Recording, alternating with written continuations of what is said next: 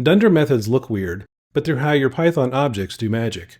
Want to customize add, subtract, multiply, and divide? That's a Dunder. These methods give your class power, like leveling up in an RPG. Let's build a hero class and unlock these powers, one Dunder at a time. Our hero needs stats. Let's create a class called Player Stats. It will manage our hero's health, attack power, and magic points.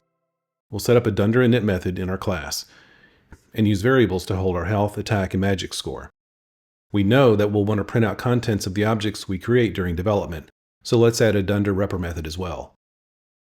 It should be one of the first things we add to any new class, as it's crucial for debugging and simply understanding the state of your objects.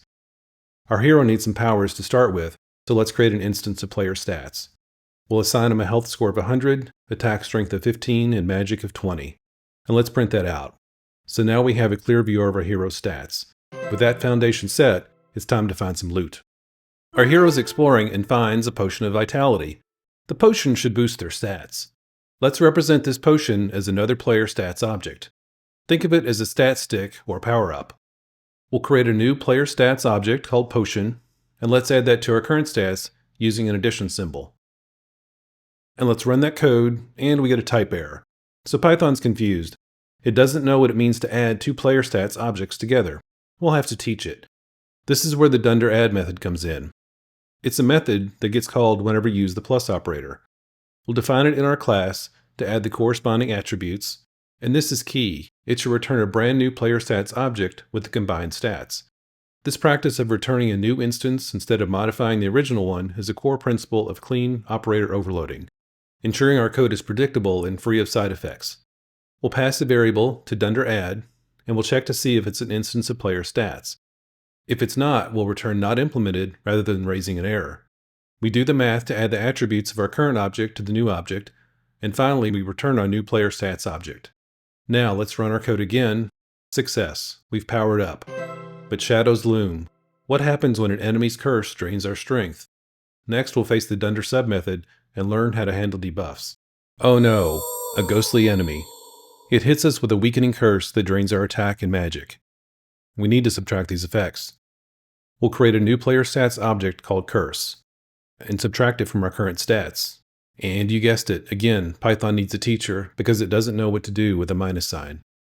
The solution is Dunder sub, the Dunder for the subtraction operator.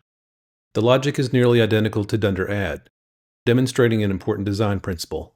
Related operators should have consistent intuitive behavior. If addition combines stats, minus should logically reduce them. With Dunder sub defined, let's run the code again. And the curse takes its toll.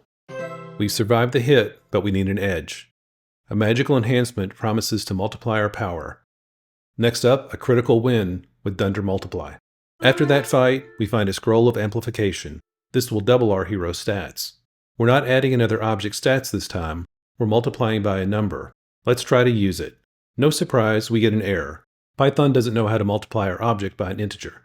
We need to implement Dunder multiply for the multiplication operator. This time there won't be a player stats object, it will be a number. Our variable is called scalar, but it's just a variable name and not a special keyword. The conditional checks to see if the variable is an int or a float, protecting us from bad input. Then we multiply each of our stats by the scalar amount, 2 in our case, and return a new player stats object. Okay, let's test it. Weakened stats times 2, it works. But what if we write it the other way, 2 times weakened stats? Mathematically, it's the same as the previous calculation, so we'd expect the same result. It breaks again, but why?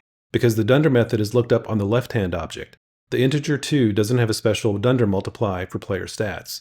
The solution is the reverse Dunder method, right multiply. When the normal, left-handed operation fails, if the left-handed method returns a special value of not implemented, Python checks if the right-handed object has a reverse method defined and tries that instead. The code for the Dunder right multiply method is really simple. It multiplies itself by the scalar amount, which simply reuses the logic of our Dunder multiply method. So now when we run the code, both multiplied Dunders give us the same result. Our score has improved a lot with the scroll of amplification, but what if we must divide our spoils with an ally? Next, we'll learn how to share resources fairly with the true div. We won! And we found a massive treasure that boosts our stats. But we have an ally, so we must split the reward evenly. We need to divide our amplified stats by 2 and print the results. Not surprisingly, we get another error. We'll implement Dunder true div for the division operator. With this, we can divide our stats by 2. The code is very familiar by now. We check for ints or floats, then divide the current values, and return a new player stats object. And there's our final score. And there you have it. Our hero's journey is complete. We've taught our player stats class to speak the language of operators. This is the power of operator overloading. You can make your own custom data types feel just as natural and intuitive as using Python's built-in types.